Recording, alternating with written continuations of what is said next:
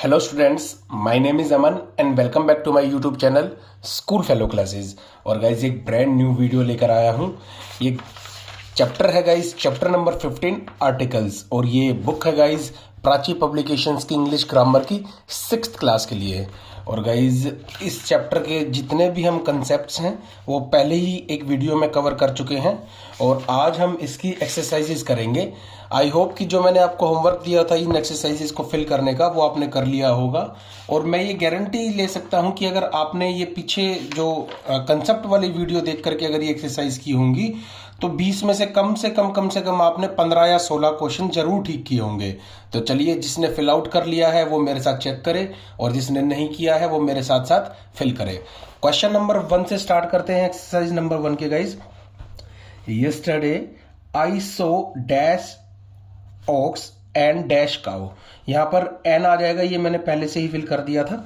Yesterday I so an ox and a cow. अब यहां पर एन क्यों आया और यहां पर ए क्यों आया? जिसने पहले वाली वीडियो देखी है उसको तो यहाँ पर कोई कंफ्यूजन नहीं होगा। जिसने नहीं देखी है उसको मैं रिक्वेस्ट करता हूँ कि एक बारी पहले वाली वीडियो देख ले। और मैं यहाँ पर थोड़ा सा समझा देता हूँ।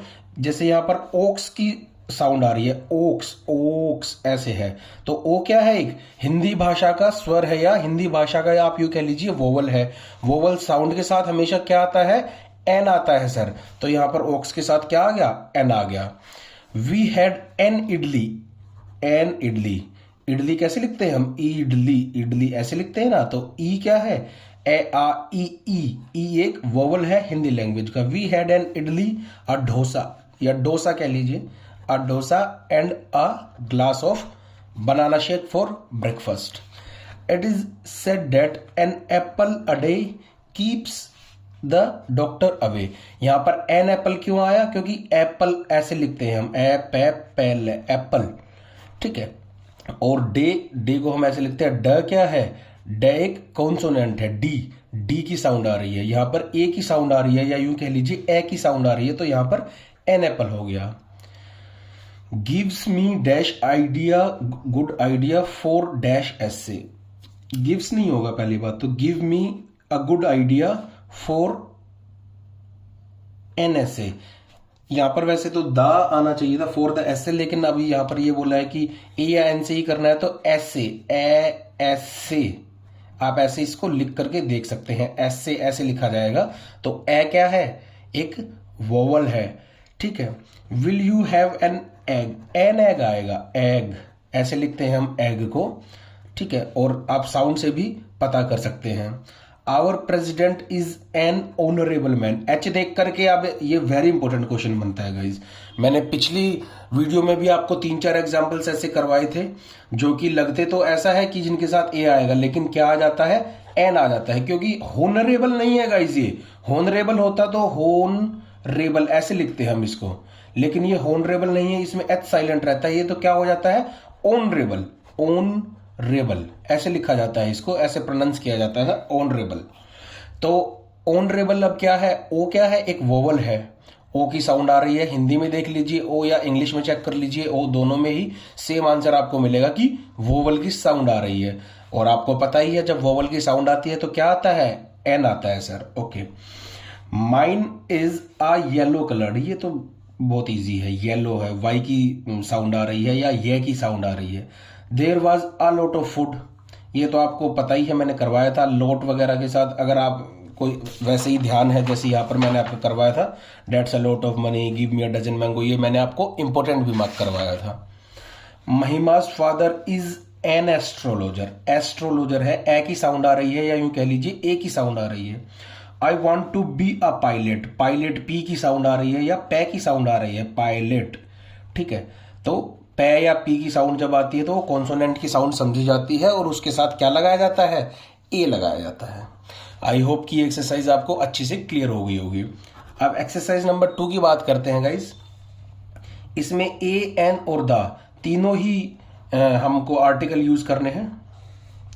क्वेश्चन नंबर 1 है, dash producer and dash director have arrived. The producer and the director have arrived. ये बहुत अच्छा एग्जाम्पल है गाइस। जब आप थोड़ी हाई लेवल की इंग्लिश पढ़ेंगे लाइक जैसे 10th में या 11th 12th में, तब वहां पर ऐसे सेंटेंसेज आते हैं। सपोज कीजिए the producer and director have arrived, यहाँ पर दा ही नहीं होता तो क्या हो जाता गाइज, ये जो प्रोड्यूसर और ये डायरेक्टर है ना, ये एक आदमी हो जाते हैं। अभी क्या है, एक प्रोड्यूसर है कोई और दूसरा कोई डायरेक्टर है, वे दोनों ही आ चुके हैं, तब हम क्या यूज करते हैं, the producer and the director have arrived. लेकिन सपोज कीजिए कोई एक ए नाम से बंदा है, वही प्रोड्यूसर है और वही डायरेक्टर है और वो आ गया, अब हम इसको कैसे लिखेंगे, the producer and director have arrived. बार बार से दा लिखने की जरूरत नहीं पड़ती, बार बार से दा तभी आता है जब हम अलग अलग लोगों को संबोधित करते हैं। इंपॉर्टेंट क्वेश्चन है, मार्क कर लीजिएगा। Abhinav is a tall strong man, T की साउंड आ रही है तो ऑब्वियसली ए आएगा। Kishan bought an umbrella from the market, an umbrella आएगा, आपको पता ही है अम्ब्रेला ए की साउंड आ रही है या ए की साउंड आ रही है तो एन आ जाएगा। I waited for my friend for an hour and a half, very important, ये क्वेश्चन आ सकता है गाइस। हमेशा ऐसे लिखते हैं, जैसे मान लें आपने किसी के लिए 1.5 घंटा वेट किया तो आप क्या लिखेंगे, एन आर, आर होता है ये, हावर नहीं होता है, HOUR, आर होता है ये, आर HOUR, इसमें एच साइलेंट रहता है। जैसे ओनेस्ट में हमने देखा था, ओनेस्ट में होनेस्ट नहीं होता, ये ओनेस्ट होता है। अभी यहाँ पर होनरेबल का हमने चेक किया था, ये होनरेबल नहीं ऑनरेबल होता है। जब HO आ जाता है तो एच साइलेंट हो जाता है। फॉर हार एंड अ हाफ, अब ये हाफ जो है हाफ है, हाफ ऐसे लिखा जाएगा, है की साउंड आ रही है या एच की साउंड आ रही है तो कॉन्सोनेंट की साउंड है तो ए आ जाएगा। My sister has settled in the USA,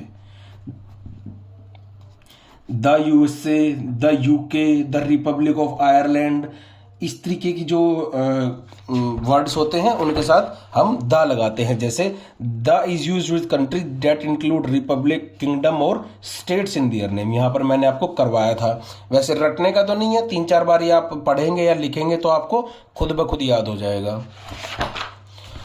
चलिए गाइस, क्वेश्चन नंबर 6 करते हैं। Doctor Zakir Hussain was the 3rd president of India, 3rd president थे डॉक्टर जाकिर हुसैन इंडिया के। Please give me a little butter, जैसे मैंने आपको बताया था अभी थोड़ी देर पहले, a lot of, a dozen of, a little of something, इन सब के साथ क्या आता है, ए आ जाता है। कहने में तो ये लिटिल जो है प्लूरल क्वांटिटी लगती है क्योंकि थोड़ा सा है, 1 या 2 की बात नहीं है, थोड़ा सा है तो यहां पर ए आ जाता है। ऐसे ही a lot of, a dozen of. Russian is the language, Russian is the language of the people of Russia. Manish is the tallest boy in the class. Meena is an innocent girl. Okay guys, तो ये आपकी exercise यहाँ पर complete हो जाती है।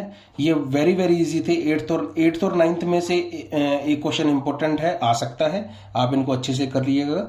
Russian is the language of the people of Russia. Manish is the tallest boy in the class. Meena is an innocent girl. यहाँ पर एन क्यों आया, क्योंकि इनोसेंट ई की साउंड आ रही है। तो आई होप कि गाइज ये एक्सरसाइज नंबर 1 और 2 आपको अच्छे से क्लियर होंगी। एक्सरसाइज नंबर 3 और 4 को मैं आपके लिए होमवर्क में छोड़ रहा हूँ। अभी आप होमवर्क करिएगा, फिर मेरे साथ साथ इसको चेक कर लीजिएगा। आज ही दूसरी वीडियो आ जाएगी जिसमें हम एक्सरसाइज नंबर 3 और 4 करेंगे।